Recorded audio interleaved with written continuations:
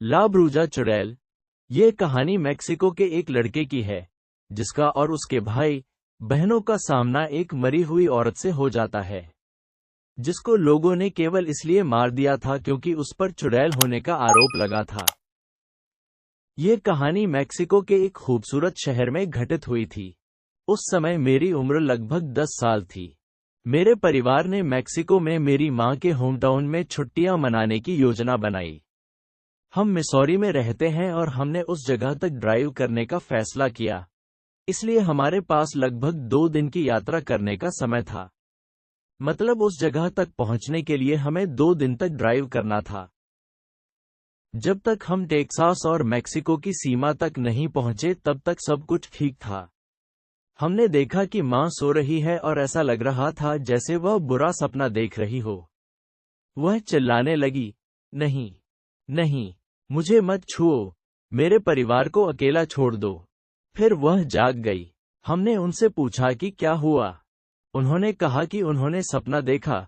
उन्होंने देखा कि जैसे ही हम सीमा पार कर रहे थे, मेक्सिको की सभी मरी आत्माएं कार को घेरने लगीं और उन आत्माओं ने मेरी मां और हम सभी लोगों को अपने हाथों में जकड़ लिया और कार को घेर लिया। मां ने कहा कि वे सैकड़ों आत्माएं थीं और वे हमें अंदर आने से रोकने की कोशिश कर रही थी। अजीब बात यह थी कि वह बॉर्डर पर होने के बारे में सपना देख रही थी, पर वास्तव में हम बॉर्डर पर ही थे। उन्हें यह कैसे पता, वो तो सो रही थी। लगभग 8 घंटे बाद हम उनके hometown Ario de Rayon, Ario de Rayon, Michoacan, Mexico में पहुंच गए थे।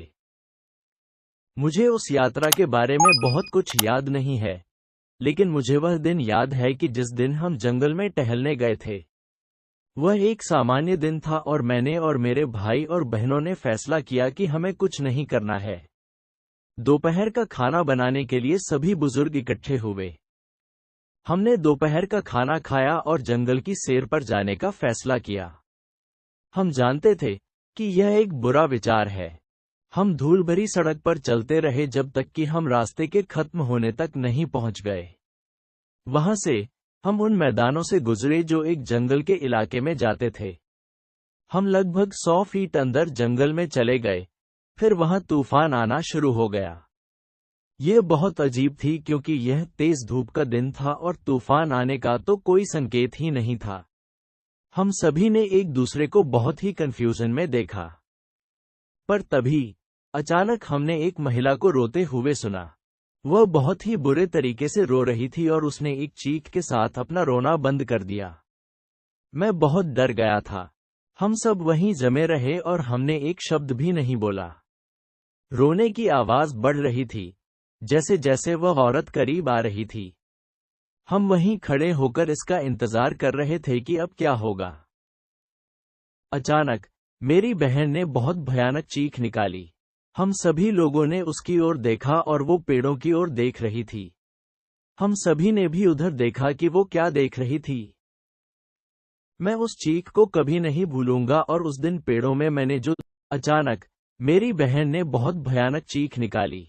हम सभी लोगों ने उसकी ओर देखा और वो पेड़ों की ओर देख रही थी।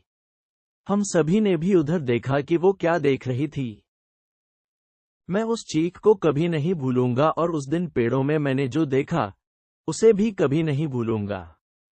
एक महिला को एक पेड़ पर लगभग 40 फीट ऊपर क्रूसिफाइड किया गया था। उसने हमारी ओर देखा और हमने उसकी ओर देखा। उसने एक फीके कलर की काली फटी हुई पोशाक पहन रखी थी। उसके बाल काले और उलझे हुए लग रहे थे। उसके चेहरे और पैरों पर जख्म के निशान थे। वह एक लाश की तरह लग रही थी। कुछ सेकंड्स चिल्लाने और रोने के बाद हमने जंगल से बाहर निकलना शुरू किया। हमने पीछे मुड़कर देखा और वह औरत वहां नहीं थी, लेकिन हम भागते रहे।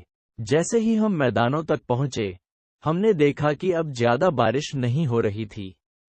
हमने दौड़ना बंद कर दिया। हमें समझ नहीं आया कि अब बारिश क्यों नहीं हो रही है और ऐसा लग रहा है कि जैसे कभी बारिश हुई ही नहीं थी। हम वापस टाउन में चले गए और बड़ों लोगों के साथ शामिल हुए। उन्होंने हमारे चेहरों पर दहशत को देखा और हमसे कहा कि कहां से आ रहे हो, इसके बारे में पूछा। हमने उन्हें हमारी कहानी बताई और हमें आश्चर्य हुआ कि उन्होंने हमारा विश्वास भी कर लिया। हम कहानी सुनाते हुए रोए और फिर बड़ों का स्पष्टीकरण सुनने के लिए बैठ गए। उन्होंने बताया कि लगभग 100 साल पहले एक महिला थी जिस पर ब्रजेरिया यानी कि एक चुड़ैल होने का आरोप लगाया गया था। उसकी हत्या कस्बेर वासियों ने की थी। उसकी हत्या से पहले जब वह सड़कों पर घुमा करती थी तो लोग अक्सर उस पर चीजें फेंकते थे। कुछ उस पर अक्सर क्रॉस फेंकते थे। मेरी दादी ने कहा कि कुछ ऐसे लोग हैं जो उसे जंगल में देखने का दावा करते हैं, लेकिन ज्यादातर दावे बच्चों के द्वारा किए गए थे। बरसात को दर्द और पाप का संकेत बताया गया है। एक बच्चे की उम्र में मुझे इस घटना ने काफी आघात पहुंचाया। मैं अब बिजली और गरज के साथ उस महिला के रोने की आवाज को कभी नहीं भूलूंगा। मैं स्कूल के अन्य बच्चों से इस बारे में बात नहीं कर सकता था, क्योंकि कोई भी मुझ पर विश्वास नहीं करता। मैंने एक बार यह घटना अपनी सबसे अच्छी दोस्त को बताई, लेकिन उसने हंसते हुए कहा कि मैंने उसे डरा दिया है। उसके बाद उसने मुझसे फिर कभी बात नहीं की। आगे से फिर मैंने कभी भी स्कूल में बच्चों को अपनी कोई कहानी नहीं बताई।